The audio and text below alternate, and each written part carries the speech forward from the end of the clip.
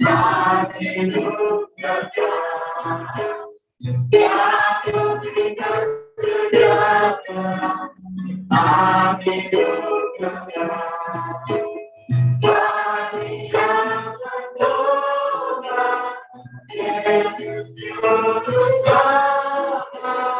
Iman indah, iman ajar, iman hidup kekal. Iman indah, iman ajar, iman hidup kekal. Baik, hari ini apakah ada lagu khusus yang telah disiapkan kepada langsung ke depan? Setelah itu nanti kita siapkan hati dan pikiran kita untuk mendengarkan firman Tuhan yang disampaikan oleh Bapak Pendeta.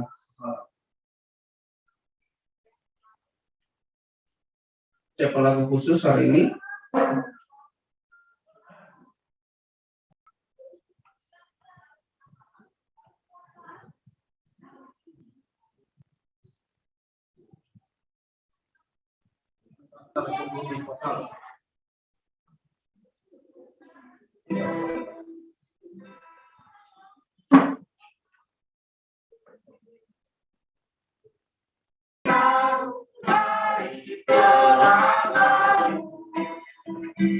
Ada yang jatuh, mungkin kau rindu. Peliharalah imanmu dalam Kristus. Peliharalah imanmu dalam Kristus. Ya, mari kita berdoa. Bapa di surga, terima kasih Bapa. Kami memohon pertolongan-Mu, kasih-Mu, juga Roh Kudus melampaui pikiran kami mendengarkan firman-Mu. Kemudian hamba-Mu juga dalam kuasa Roh Kudus menyampaikan firman. Terima kasih Bapa di dalam Yesus berdoa dan berserah. Amin. Peliharalah imanmu dalam Kristus. Bapak Ibu, di dalam Ibrani iman itu dijelaskan seperti ini. Ibrani pasal 11 ayat 1. Ayat 2, ya.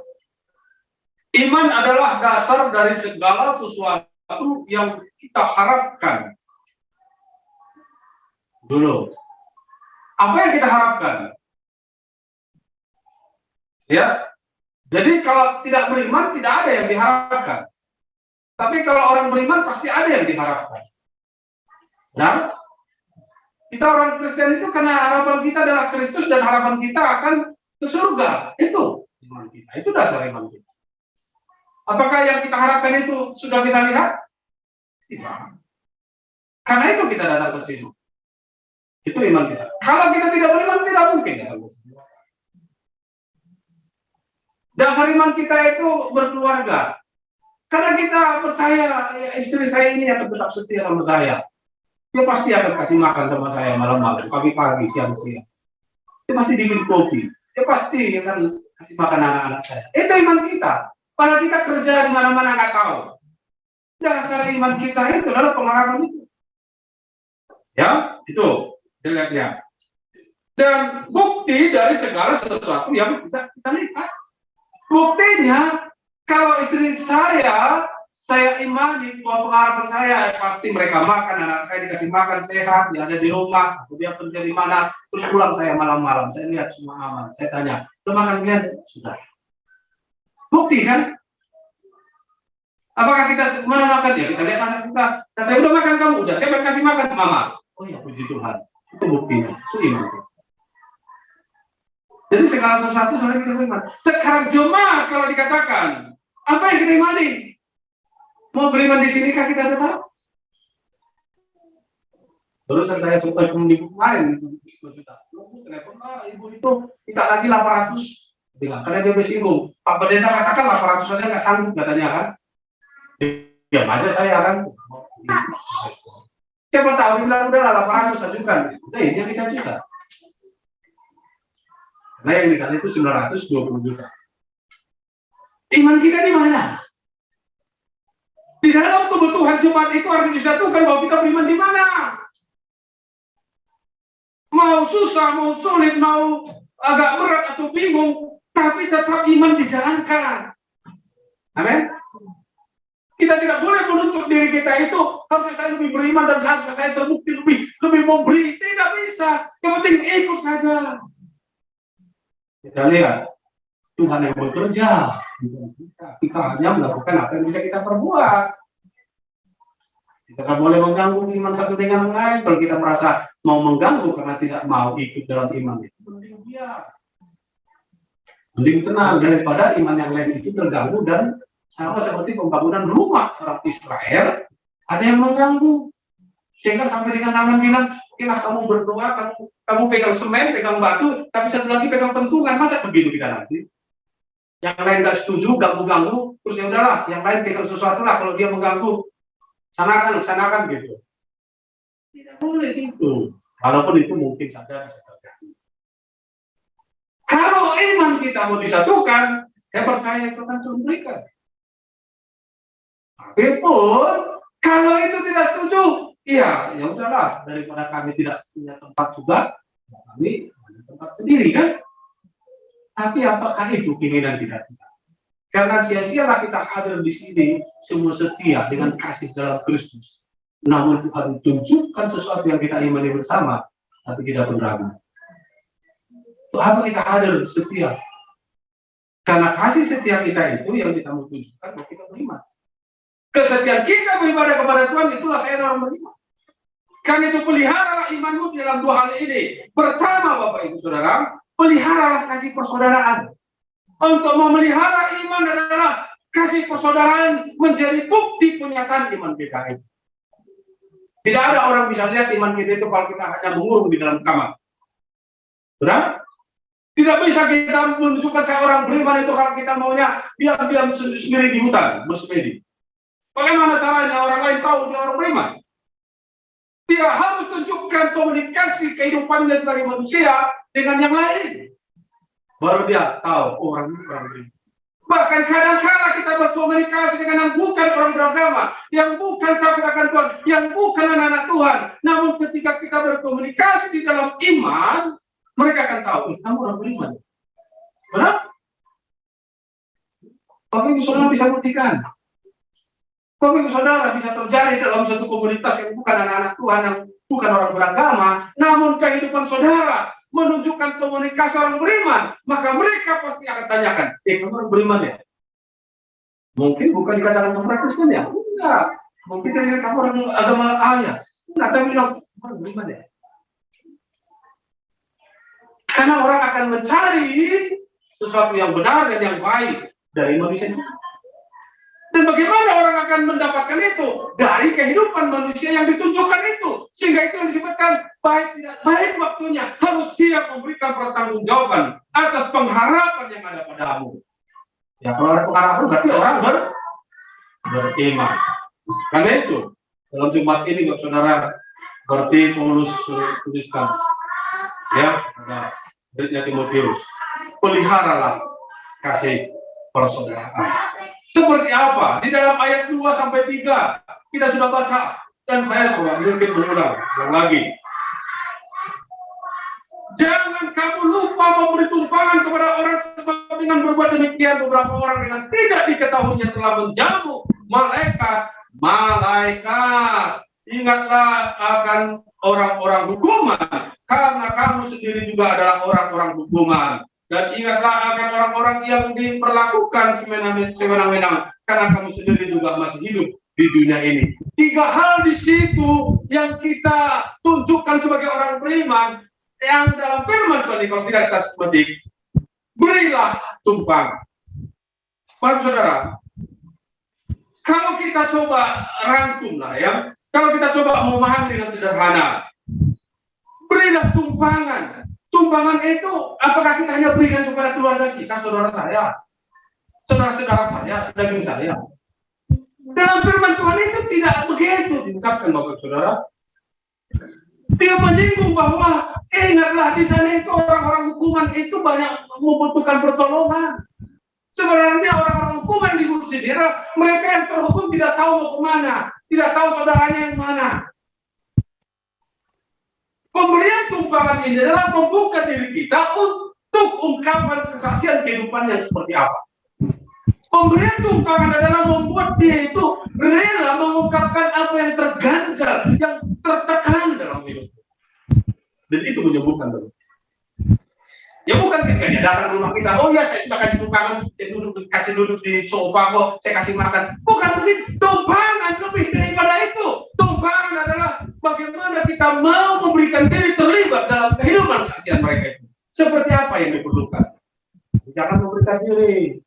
Kalau dia ajak kita, yuk ke diskotik. Ini mungkin membuat begini. Saya ikut menemanimu di diskotik. Kita yang kena. Benar? Kita yang kena. Tetapi buka jalan masuk, jalan keluar bagi dia dari persoalannya, jalan masuk bagi dia kepada Kristus. Itu sumpah. Kenapa? Mereka orang-orang hukuman atas dunia ini.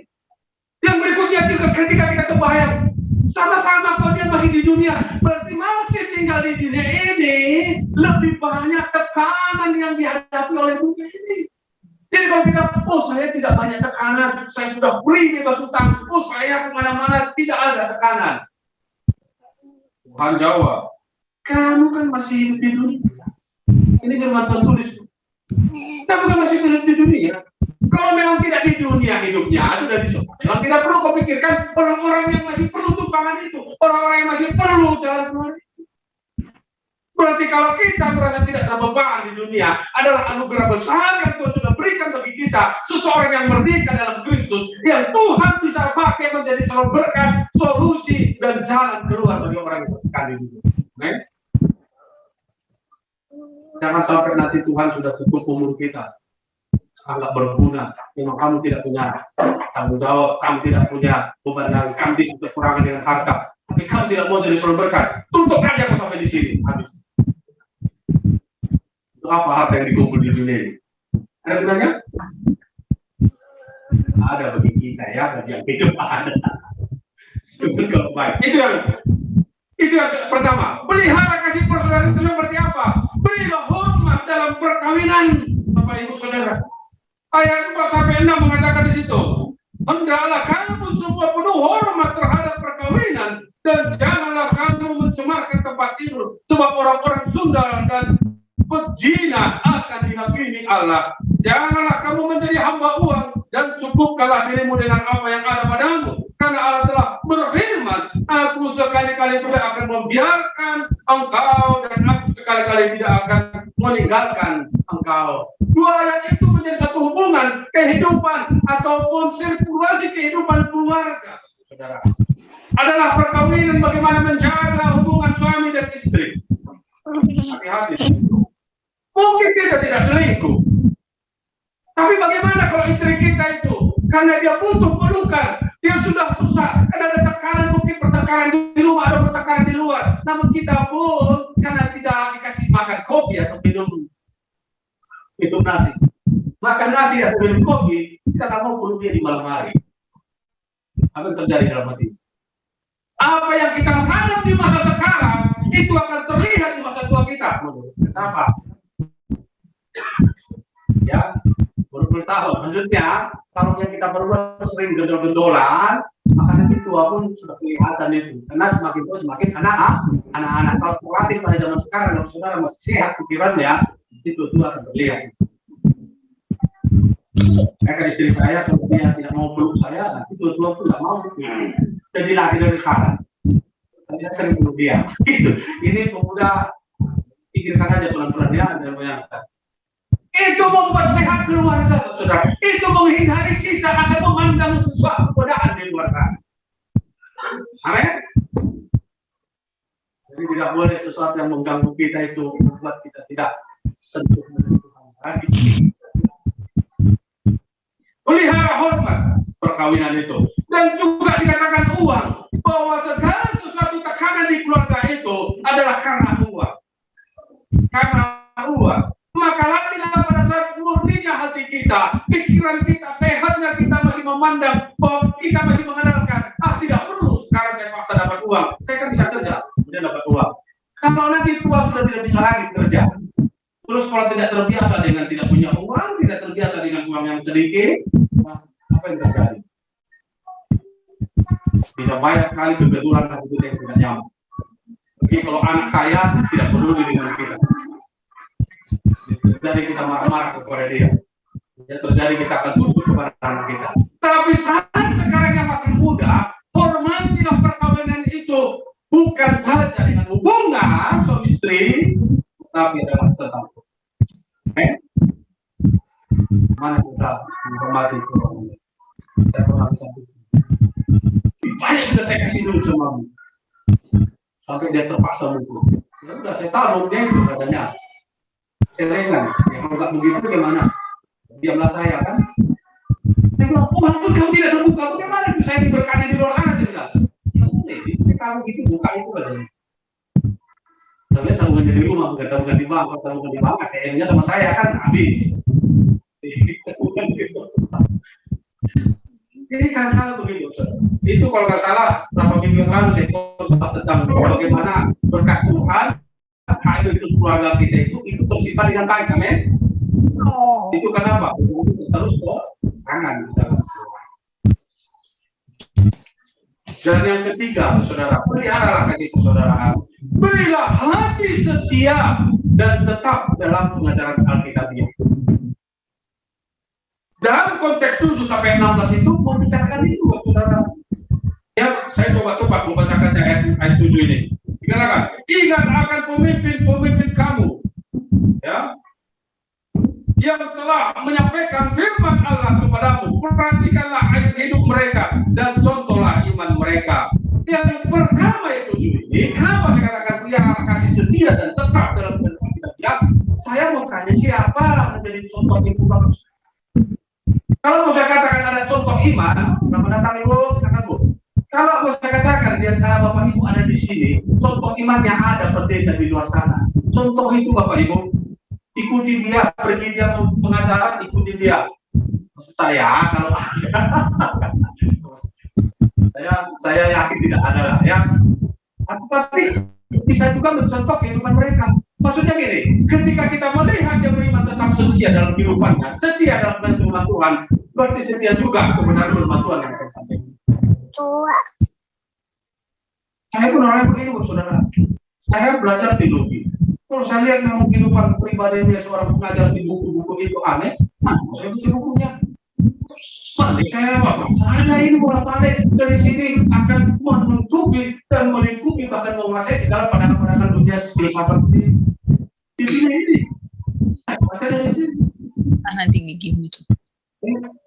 Kemudian dikatakan di dalam ayat berikutnya, Yesus Kristus tetap sama baik kemarin maupun hari ini dan sampai selama-lamanya. Janganlah kamu disesatkan oleh berbagai ajaran asing. Sebab yang baik ialah bahwa hati kamu diperkuat dengan kasih karunia dan bukan dengan berbagai makanan yang tidak memberi faedah kepada mereka yang menurut aturan-aturan makanan macam itu. Jadi ada hubungannya dengan makanan dan konteks itu. Tapi yang saya mau beritahukan di sini, saudara. Sepanjang yang pemimpin Bapak Saudara menyampaikan dari firman Tuhan itu, dan ada iman yang Bapak lihat dari pemimpin mengajar firman Tuhan. Atau diikuti, jangan dibiarkan kita yang rugi. Saya sendiri juga begitu. Saya kalau tidak melihat dari teladan iman daripada pemimpin saya atau pemimpin terdahulu saya itu, apa saya bisa bertahan begini? Kamu mungkin saya bisa bertahan begini, dan bukan karena oleh harta dunia saya dibuatnya bertahan. Saya mendatangkan Pak Martin sebagai pengkhotbah kita. Itu karena pengajarannya nggak biblical loh. Dan kepemimpinan teladan imannya, kasih persaudaraan itu banget.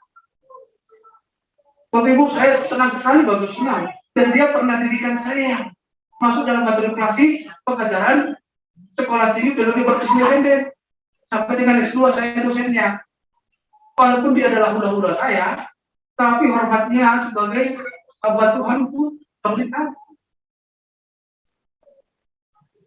Bagi saudara kalau ikuti Facebook di mana saya men-share ada khotbahnya di situ, Pak Tambunan yang notabene sangat kritik kepada orang-orang khotbah di luar Baptis Independen. Dia tanya saya, nanti bisa pengkhotbah ini siapa? Dia tidak ada di Baptis Independen. Saya bilang, dia adalah murid matrikulasi Baptis Independen. Kelas saya dengan S2 Baptis. Khotbahnya kan ada di Facebook itu kan? Karena yang dipaparkan itu apa yang dari kita. Bukan berdasarkan subjektif yang dibayangkan, dipelajari di mana-mana, tidak. Tapi yang dipaparkan adalah apa yang menjadi maksud dari ayat itu. Sehingga seseorang yang tersinggung itu kadang-kadang bukan karena saya penyinggung, ya memang firman Tuhan menyinggung kita. Dan ini yang membangun iman kita itu yang membuat bahwa iman kita terpelihara, dan itu yang memimpin kita terpelihara kasih persaudaraan kita di dalam iman. Karena pengajaran Alkitabiah itu, ketika sudah berubahnya sumber pengajaran yang kita terima, yang bukan Alkitabiah, saya meyakini Bapak Ibu Saudara akan melihat banyak yang tidak terpuaskan atau tidak cocok dengan pikiran saudara terhadap firman Tuhan yang saya beritakan. Maka saudara menciptakan, saudara menjadi musuh saya. Ngapain kita memusuhkan orang yang Alkitab? Musuh di Alkitab, ya rugi kita. Kalau dimusuhin saya, saudara segan akan bertanya. Begitu yang juga saya juga segan minta kopi kepada saudara. Saya segan datang ke rumah saudara. Kenapa? Saya diusir lebih malu, meminta usir dulu kan? Ya saudara, ini firman Tuhan saya pun disinggung. Istri saya bilang, khotbah itu khotbah untukmu kan sama saya. Ya biarlah saya kan. Saya berkhotbah itu diri sendiri, saya bilang. Cuma dia tersinggung puji Tuhan, tandanya dia menerima kasih Allah dari kepada firman. Itu yang kita lihat, pelihara kasih persaudaraan. Semua itu kalau Bapak Saudara baca lagi nanti, Bapak Saudara akan temukan di situ, ya.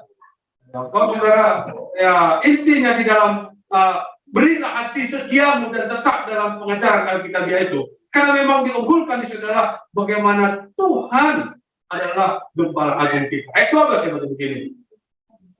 Ayat 11. Karena tubuh binatang-binatang yang darahnya dibawa masuk ke tempat kudus oleh iman besar sebagai korban penghapus dosa, dibakar di luar perkemahan. Itu jugalah sebabnya Yesus telah menderita di luar pintu gerbang untuk menguduskan umatnya dengan darahnya sendiri. Karena itu marilah kita pergi kepadanya di luar perkemahan dan menanggung kehinaannya. Sebab di sini kita tidak mempunyai tempat tinggal yang tetap. Kita mencari kota akan datang.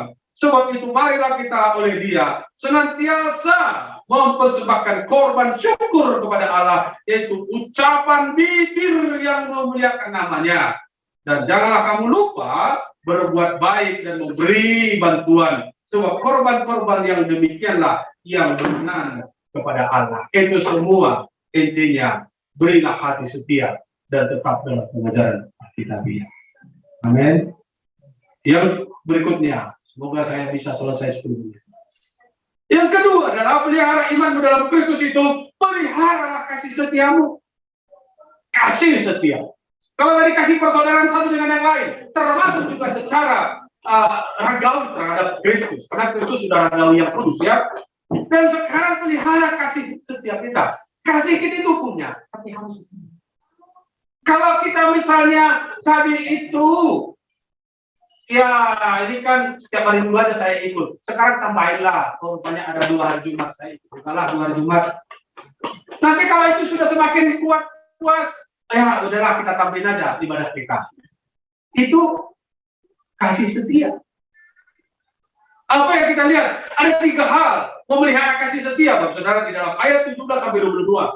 Pertama adalah taatilah pemimpin. Memang ayat 17 dikatakan begitu. Taatilah pemimpin-pemimpinmu dan tunduklah kepada mereka, sebab mereka berjaga-jaga atas jiwamu sebagai orang-orang yang harus bertanggung jawab atasnya. Seperti apa Pak Pendeta yang tanggung jawab atas jiwa saya? Ya memang kuasa ada di tangan Tuhan, Bapak Saudara. Tapi kan saya bilang, oh Tuhan berkatilah jemaatmu Tuhan. Dia tidak sebut namanya. Tapi mungkin pernah saya sebut namanya, tapi tidak sering. Tapi saya mikir, Bapak anu ini tidak datang ke sini, ya, gimana keluarga di sana? Kan gitu. Kemudian, mantap, mantap, puji Tuhan, saya senang, aman rupanya. Ini kalau dia kelaparan, saya kesana bingung, dia bakal datang. Kemudian, iya puji Tuhan, dia berkepada pekerjaan. Itu yang saya mau. Kenapa? Kalau dia tahu kemana cari kehidupan rohaninya. Amin. Itu sebenarnya bagi saya. Bagi kami gembala itu hanya begitu, tidak boleh seperti seorang bos yang memaksa, kau harus tetap di sini. Tidak bisa. Boleh, saya bukan bos, kita itu mahal. Gembala kita adalah gembala agung Kristus. Jadi berikan pengingat sebagai disebut pengawasan di dalam jemaat lokal itu adalah. Tapi ketika Allah semakin diberkati Tuhan, puji Tuhan, tapi kita bakal datang ke gereja. Ya mungkin perlu Bapak kunjungi. Ya harusnya saya perlu dikunjungi. Kalau ini berkati ngapain saya kunjungi dia. Orang dia bisa pergi ke sini, ini bisa bawa oleh-oleh ke saya. Kalau saya ke sana belum tentu bisa bawa oleh-oleh kan. Tapi kalau dia sudah semakin diberkati, dia yang datang ke pendetanya. Ini Pak Pendeta saya diberkati. Puji Tuhan dibawa makanan. Ya, itulah pemimpin. Dalam firman Tuhan dikatakan, kenapa sampai hormatilah pemimpin-pemimpinmu? Ya karena itu alasannya. Dengan jalan itu mereka akan melakukannya dengan gembira, bukan dengan keluh kesah. Sebab hal itu tidak akan membawa keuntungan bagimu kalau kita tidak menghormatinya. Kenapa? Karena memang, saudara, kalau kita diberkati Tuhan dari Tuhan, oke lah, kita diberkati secara jasmani, hati pintar, hati mantap, hati baik, hati lembut, pintar orangnya, mungkin harta kurang. Kita mengakui, Tuhan terima kasih berkat-Mu itu. Lantas apa masalahnya kalau kita menghormati pemimpin kita? Masa kita hanya melihat cara dunia ketika dia tidak punya apa-apa karena dia butuh uang terus hormatnya itu berlebihan supaya dia bisa menemukan mendapatkan sesuatu. Bukan begitu kan? Tidak harus begitu sistem dunia. Tapi kita karena kita tahu sudah mengakui Tuhan memberkati kita berkat kesehatan, berkat pikiran yang mantap. Berarti disitulah kesempatan kita menunjukkan bagaimana hormat seseorang anak Tuhan kepada sesamanya maupun kepada pemimpin. Kalau kita tidak bisa lagi melakukannya, berarti kita kurang sehat. Tapi kalau kita sehat, apa masalahnya? Tidak ada ruginya kita lakukan. Itu yang di sini, ya. Yang kedua, saudara, peliharalah kasih setiamu. Berdoalah bagi pemimpin jemaat atau pelayan. Dalam ayat 18 sampai 19 dikatakan, berdoalah terus untuk kami. Kami itu adalah pelayan itu yang Paulus. Sebab kami yakin bahwa hati nurani kami adalah baik. Karena di dalam segala hal kami menginginkan sesuatu hidup yang baik. Dan secara khusus aku menasihatkan kamu agar kamu melakukannya supaya aku lebih lekas dikembalikan kepada kamu. Ini kan bukan dari Paulus. Bahwa pentingnya kebersamaan yang terjadi untuk pengajaran firman Tuhan itu. Tapi lebihnya itu, berdoa bagi mereka itu supaya pada masa pelayanan di mana-mana, Tuhan memberkati, Tuhan membuka jalan bagi mereka, ketemu banyak orang, dan ada kesempatan memberitakan Injil, dan memberikan jalan kemerdekaan bagi orang-orang yang sesat, orang-orang yang tertekan, orang-orang yang terpenjara di dunia ini. Kalau kita kebayang, saudara, dengan doa kita terhadap hamba Tuhan, Bapak Ibu Saudara mendoakan saya ketemu dengan orang-orang yang benar-benar membutuhkan pertolongan ke mereka dalam jiwanya. Terus saya menginjilinya, saya membawa dia di merdeka. Memang kelihatannya sama Pak Pendeta aja dia terima kasihnya, sama kami kan nggak perlu. Tapi kan Tuhan tahu apa yang Tuhan akan berikan menjadi upah bagi saudara. Amin. Dan tidak perlu, mana Pak Salah. Kemarin saya lihat sudah hormat sekali yang Bapak izin. Itu kan karena doa saya mendoakan Bapak selama ini. Yang apa begitu kan? Daripada kita tidak berdoa, tidak terbuka pintu penginjilan, pengajaran firman Tuhan kepada mereka yang tertekan, tertawan oleh dunia ini. Lantas kita memperbanyak mereka yang putus asa, bahkan juga mengakhiri hidupnya dengan tidak baik. Tetapi oleh dua semua jemaat ini, ada banyak para pelayan bisa Tuhan pakai bawa jiwa-jiwa yang sesat Yang terakhir, saudara, peliharalah kasih setiamu. Terimalah penggembalaan oleh Gembala Agung. Ayat 20 sampai 22 dikatakan, maka Allah damai sejahtera yang oleh darah perjanjian yang kekal telah membawa kembali dari antara orang mati Gembala Agung segala domba, yaitu Yesus Tuhan kita. Terimalah penggembalaan itu, saudara. Saudara, inilah yang unik penggembalaan agung ini melalui gembala setempat. Ya, jadi kalau katanya, aduh pintar-pintar para gembala itu, enggak, Bapak Saudara. Bukan yang pintar yang digunakan oleh gembala agung itu, yang pintar dunia ya, yang pintar skala sesuatu, tidak. Yang tulus-tulus. Karena itu jangan paksakan, saya ini kurang penggembalaan saya lihat. Ya karena saya juga nggak ngerti mau melakukan apa begitu. Jadi Bapak Saudara harus mengerti. Yang benar adalah Bapak Saudara doakan, oh Tuhan Yesus pakailah gembala untuk menggembalakan yang si A itu supaya dia beres hidupnya. Gak boleh, ini Pak ini kurang, saudara. Ya memang kurang. Karena itu kita harus terima penggembalaan agung itu Roh Kudus yang berbicara kepada gembala setempat. Seperti apa dia menggembalakan? Tidak boleh menyalahkan gembala sesama jemaat. Tidak boleh menyalahkan saya. Mungkin ada kesalahan kalau saya misalnya marah-marah. Saya disalahin. Kalau saya misalnya diminta makan saya tidak kasih. Saya disalahin. Tapi proses penggembalaan kepada jiwa-jiwa ini Jumat ini jangan selalu disalahkan saya. Belum tentu kalau Tuhan bilang jangan pergi. Maksudnya jangan pergi itu ya bagaimana caranya? Saya nggak pergi terus ini karena Pak Sahara tidak pergi. Loh kok saya juga bingung. Saya dihalangi kambing di situ di depan. Gimana saya bilang? Bingung kan? Jadi terimalah penggembalaan agung itu seperti apa bentuknya. Ketika kita semakin terbuka hati melihat bagaimana cara gembala agung itu mengembalakan kita. Oh hidup kita enak teman. Teman. Jadi maksudnya kadang-kadang Pak Pendeta nggak usah perlu datang ke sini. Dari roh pun saya sudah nikmati penggembalaan Roh Kudus. Puji Tuhan apa? Itu yang terjadi. Nanti kalau dilihatnya pasal ini nggak cocok ini, nggak pernah kunjungan lagi. Saya nggak pernah kunjungan pun Bapak ini selalu setia dengan baik-baik diberkati Tuhan. Terus untuk apa lagi saya kunjungan ya? Tidak nggak? Karena Tuhan sudah langsung melakukannya. Tapi ada masa-masa saya pasti harus ke situ. Saya sendiri saudara. Saya bolak-balik sampai istri bilang jangan kau ngomong-ngomong lagi di mimbar. Bilang lagi kunjungan, bilang malu saya nggak pernah kunjungan. Katanya ada mimbar kunjungan, lalu Jumat nggak pernah. Kunjungan Sabtu nggak pernah. Gitu ya gitu ya. Saya juga bingung kenapa saya nggak bisa kunjungan. Mau ke sana, lagi mau ke sana, aduh ini lagi. Ya, semoga ini bisa pakai kunjungan nanti. Yang ada di sana. Saudara lihat itu ya, itu terakhir diberikan. Terus anak-anak bilang, ih, mobil ini sama kita ya? Kenapa khusus sama? Karena datang anak saya perempuan, udah lah, kepada istri dan diantar. Ya, begitu. Maksudnya, kalau saudara sekali saya tidak memahami bagaimana cara mengembalakan sesuai dengan kehendak Tuhan. Pengembalaan juga tidak selalu diukur bahwa saya sering ketemu dengan Bapak Ibu di rumah. Kalau saya sering-sering nanti ke sana, ya Bapak Ibu ya jangan-jangan nanti ya Bapak Ibu bikin di amplop ke saya kan. Ya itu juga di luar gereja. Baik saudara, penggembalaan yang dari Tuhan itu baik. Bentuknya seperti apa?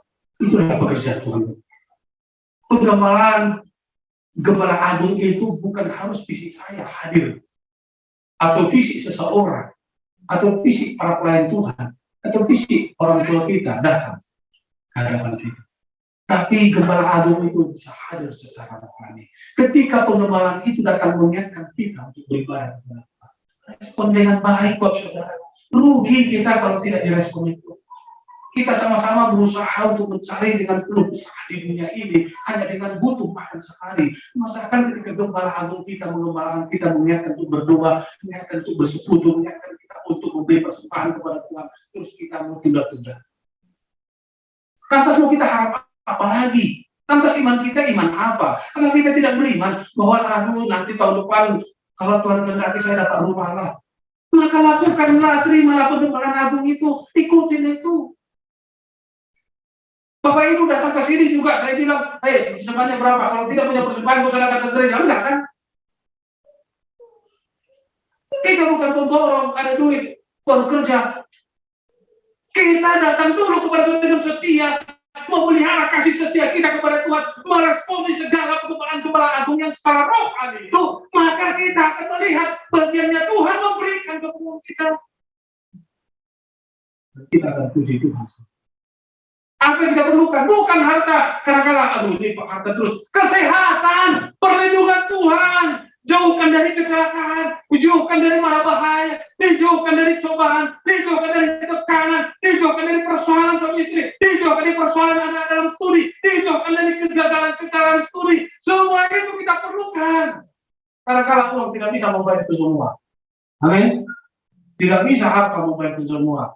Itu kadang-kadang datang sendiri dan memberikan kita sungguh-sungguh bersuka cita berbahagia. Kenapa? Tuhan tolong saya sehat sepanjang sampai dengan saat ini. Dan iman kita lagi, besok saya sehat. Iman kita lagi sampai saya 70 tahun sudah begini-begini. Oh, iman saya, anak saya akan suami saya dengan setia, walaupun dia direktur perusahaan. Kalau nggak sampai begitu, dasar itu, ngapain kita beriman?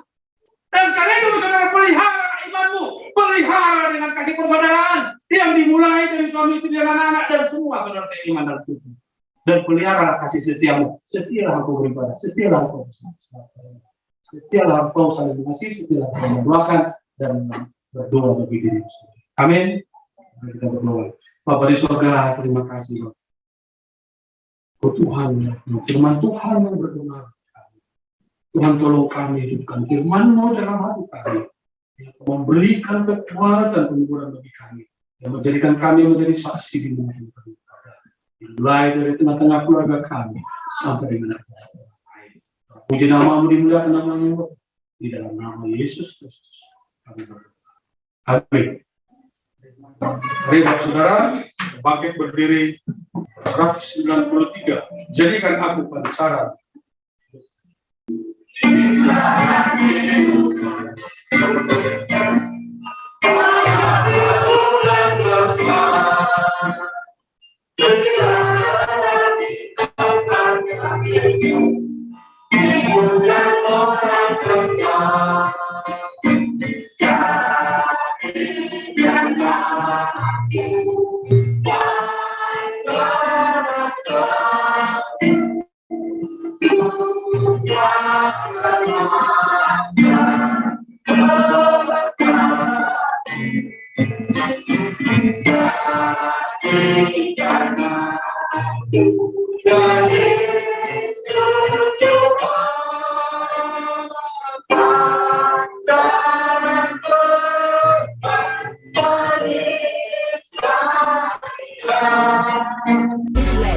Be the fam, that's what they call me. I promise that you never